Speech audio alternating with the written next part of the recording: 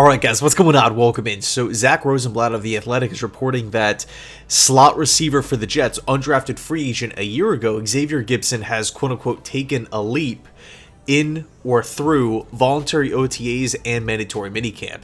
As far as the conversation of Gibson versus Corley, who's going to be that official starting slot wide receiver or wide receiver 3, it doesn't really look set in stone as of right now, because the assumption is, okay, well, if you draft, a slot wide receiver in round 3, he's going to win the job no matter what. But again, according to Rosenblatt and other media sources, Gibson really, he's not making it easy. Rosenblatt goes on to say, but Xavier Gipson might have something to say about that. The second-year receiver has made plays throughout OTAs and minicamp and seems to have taken a leap forward after a year of NFL experience and a year in the Jets offense. He made more plays down the field than anyone other than Wilson.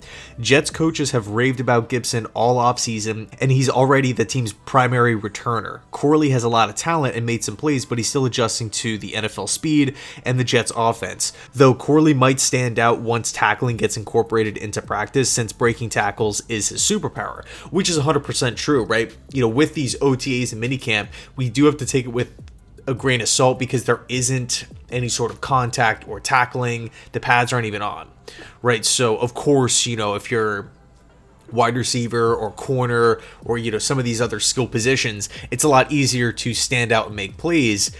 Once the pads come on and tackling is allowed, maybe things change. But as we stand right now, we have to ask the question, what do we know about Xavier Gipson? He's tough, he's shifty, he's explosive with the football in his hands. He kind of reminds me of Jeremy Curley to a certain degree, although I felt like maybe Curley was a little bit bigger. But, when you look at Gipson and his skill set, and think back to Curley and his skill set, they kind of bring the same thing, right? A shifty slot wide receiver who can come down with tough catches, but somebody who also, excels with the ball, which is why Curley was a dynamic punt returner for the New York Jets. So we saw Gibson have success a year ago. We understand that he does a great job in practice. Supposedly he's a great teammate. He doesn't, take plays off, and he's not labeled as a lazy player in the slightest. Xavier Gipson, from everything we've heard and seen, looks to be a solid NFL piece for years to come. I mean, talk about a fantastic find from Joe Douglas in the undrafted free agent market. I think when we talk about this new kickoff rule, I think Gibson is going to, he has to be one of the starters. If he's the starting punt returner, I wouldn't be surprised if it's Xavier Gipson and Corley back there, or if it's, maybe Izzy makes a run, but I would say right now, Corley, Gibson, probably the go-to returners with this new rule, which is obviously valuable. Again, if we're talking about an undrafted free agent and he's your starting punt returner, starting kick returner, and potentially the starting slot wide receiver with 1 year of experience, you factor in the cheap contract, you factor in his work ethic and all these, great things. This is awesome. This is such a great sign. Again, things could potentially change once pads come on, but the one thing that we do know about Gibson, not only did he just make the 53 a year ago, he made plays in games. If it wasn't for him, we could have lost that week 1 home opener against the Buffalo Bills. That punt return, albeit it was the night of the Rodgers injury, that was electric. You could just feel the energy coming through the TV. I couldn't imagine if you were actually there. So, I'm pumped for Gibson. I'm going to be pulling for him. I love his game. I'm excited to see the battle of the slot wide receiver position. And also, let me just throw this in there as well. If Lazard continues to struggle, supposedly his stock is down, he continues to struggle. If Mike Williams isn't 100% healthy and doesn't really look like he is going to be 100% healthy, if I'm being honest, if I'm Nathaniel Hackett, or I guess maybe Aaron Rodgers, I would maybe try to throw in some more formations with 2 inside receivers, Gibson and Corley.